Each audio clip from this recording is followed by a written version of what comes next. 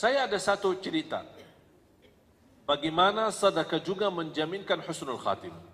Ada seorang, termasuk seorang pendakwah, seorang ulama berdakwah di kota Madinah, cukup terkenal. Beliau pernah menyampaikan sebuah cerita, peristiwa, satu cerita, peristiwa bersama dia sendiri. Kata beliau, saya pernah bermimpi. Dalam mimpi itu saya melihat nomor HP seorang dengan nama, HP dan nama. Dan ada sebuah suara panggilan di dalam mimpi itu, hubungi orang itu dan ajak dia umrah. Dia kaget. Malam pertama sadar bangun, ya biasa-biasa aja. Tidak ada respon. Malam yang kedua sama, terulang lagi. Malam yang ketiga terulang lagi. Sampai 3 kali. Nama jelas, nomor HP jelas, hubungi dia dan ajak dia umrah. Kata ulama itu berdakwah, akhirnya di hari yang keempat saya telefon. Sebelum saya telefon, di fikiran saya barangkali ini seorang saleh, seorang apalah punya kelebihan, tapi dalam kondisi susah atau miskin, belum mampu umrah. Jadi Allah SWT punya berbagai macam cara. Kun fayakun, Allah berikan, mengajak orang lain bisa menjadi rezeki buat kita. Itu fikirannya. Telepon, Assalamualaikum fulan, ya fulan. Betul, sesuai nama yang ada di dalam mimpi. Tolong alamatnya di mana, saya ingin bertemu. Boleh, kasih alamat, ingin ketemu. Begitu dia tok pintu, dibuka pintu sama orang biasa-biasa aja. Tidak ada istilahnya kalau di Arab, yang apa jenggotnya besar, atau apa bakannya putih. Nah, biasa aja. Orang-orang istilahnya kalau kita bisa bilang orang awam lah. Bukan orang ulama, bukan orang kiai, bukan orang terlihat ada tanda-tanda kesalehannya. Dia kaget. Maaf, ini Bapak Fulan? Ya, betul. Ini nomornya HP-nya ini? Ya, betul. Ada apa? Dia bingung mau menyampaikan bagaimana ini. Orangnya nampaknya biasa-biasa aja. Habis itu karena ini sudah mimpi dan itu ada pesan, dia sampaikan. Jujur saja saya melihat mimpi 3 kali.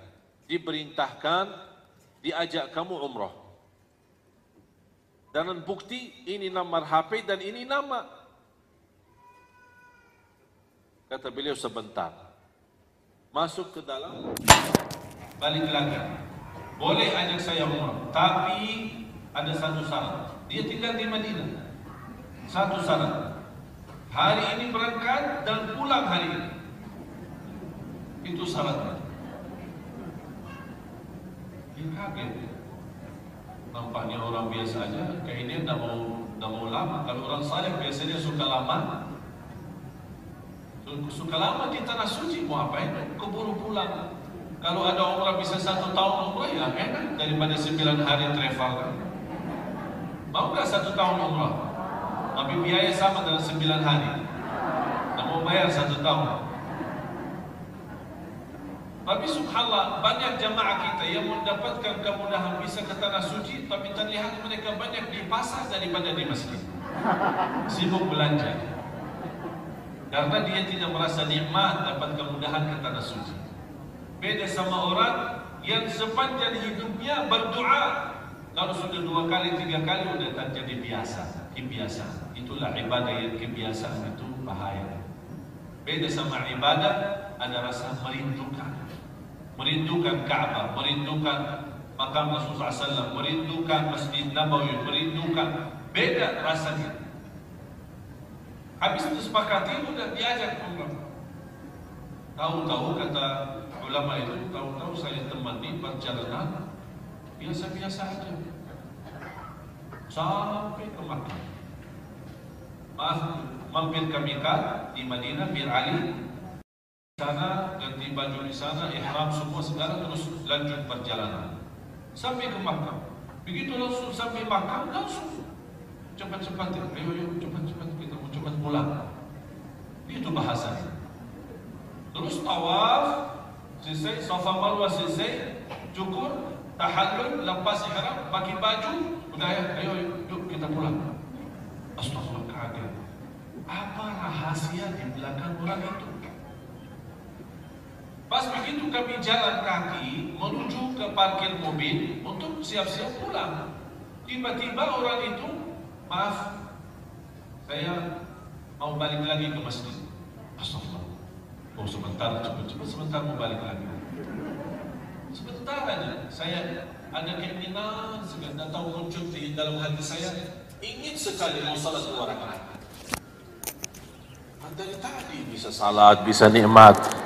Oh cepat-cepat pulang, sekarang mau balik lagi. Udahlah, terserah mau. Tapi tidak apa-apa kalau mau nginap. Tidak, salat 2 rakaat langsung pulang.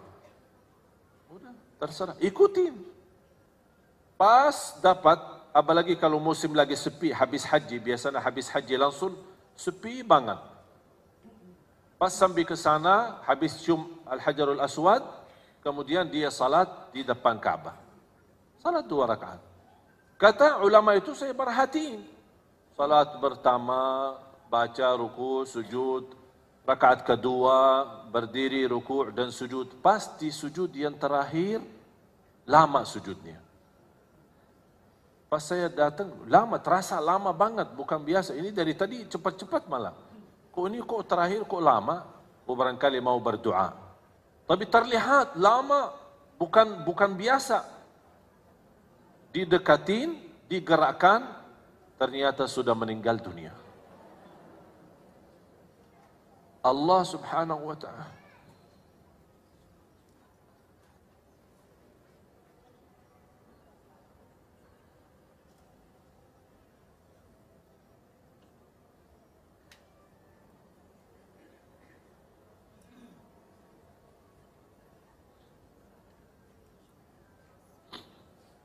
Allah subhanahu wa ta'ala menantarkan orang melalui mimpi untuk menjemput ke husnul khatimah. Itulah cara Allah subhanahu wa ta'ala yang kita tidak bisa tahu. Tidak bisa tahu. Allah maha baik, bahkan terlalu baik sama manusia.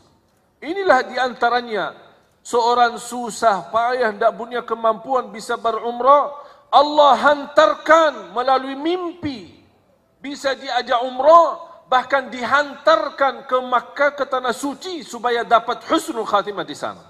Inilah cara Allah. Kalau Allah berikan izin husnul khatimah, tidak ada yang bisa membindahkan husnul khatimah itu.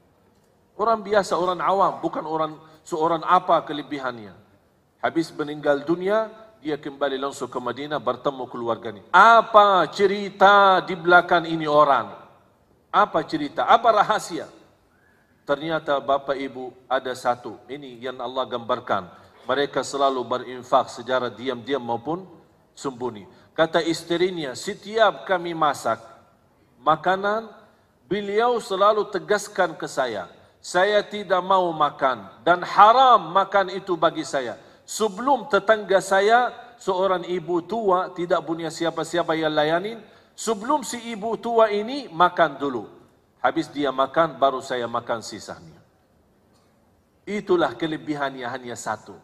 Bu dan jamaah sekalian, kita tidak tahu mana saja amal salih yang menjaminkan husnul khatimah.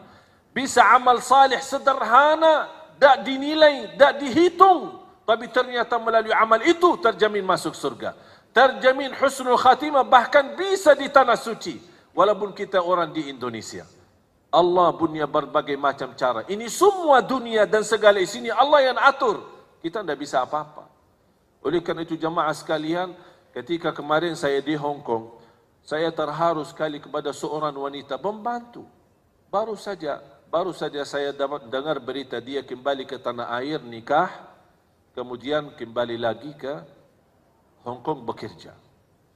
Pas kemarin saya mengisi acara bersama Imam Besar Masjid Qiblatain di Hong Kong, ada seorang ibu itu datang kepada saya sambil menangis. Dan dia menyerahkan mas kawin. Dia berkata, ini mas kawin sedekahku untuk tunanetra di Indonesia. Seorang pembantu yang baru saja nikah, belum menikmati mas kawinnya, dia sudah mensedekahi. Bahkan ada satu lagi, di antara mereka yang menjadi tenaga kerja. Mereka pergi ke sana tinggalin keluarga istri karena dia butuh mencari nafkah dan rezeki. Dia mengikhlaskan gaji 1 tahun. Dan dia mohon kepada saya, mohon diterima. Saya berdoa, ya Allah, mohon diterima mereka ini. Inilah kadang-kadang jamaah sekalian, ada amal salih yang kita tidak pernah hitung, tidak pernah kita fikirkan. Tapi ternyata melalui amal salih itu bisa membahagiakan orang lain, bisa berguna bagi orang lain. Wallahi, dengan kun fayakun, Allah berikan pahala yang begitu luar biasa.